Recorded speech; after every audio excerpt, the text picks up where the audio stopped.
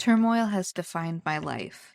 It started with undiagnosed and untreated ADHD, anxiety, and depression as a kid, PTSD as a teen, and it became a unique collection of mental health problems as an adult.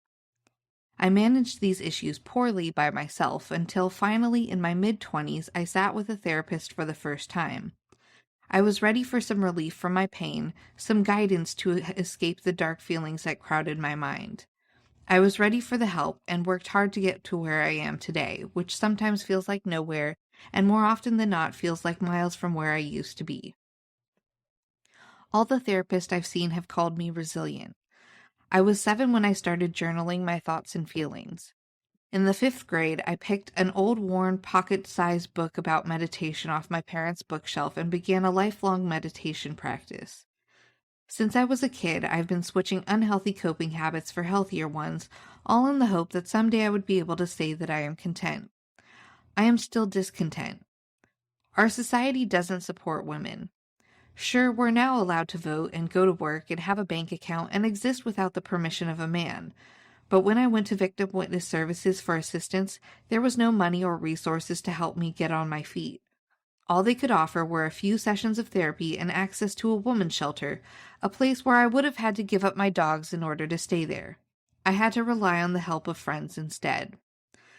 I have lupus, an under-researched chronic illness that doesn't get the funding or attention it needs because it primarily affects women. It's not the only chronic illness I have like this. Many health problems that affect primarily women are underfunded and under-researched. Many doctors don't believe women when they say they are in pain, and undertreatment of their pain is a major problem women face when they seek out health care. And don't get me started on the workforce. If you're dealing with customers and you're a woman, you're bound to get sexually harassed at some point. It's not so much a will it happen to you kind of thing, it's more of a when it happens to you kind of thing. And how exactly are we supposed to know if we're being paid equal if culturally it's considered rude to discuss your salary with others? Seems fishy, don't you think? Not to mention that most jobs typically held by women pay a pittance and are undervalued by our society. These are just a small sampling of the struggles the modern woman faces, and frankly, I'm sick of it. And what scares me is the number of people apathetic about these inequalities. I don't want to hear, that's just the way things are. I want actions and resolutions. I want solutions and a commitment to doing what is right. As Jane Austen wrote in Emma, what is right to be done cannot be done too soon. We will not go back to a time with fewer rights.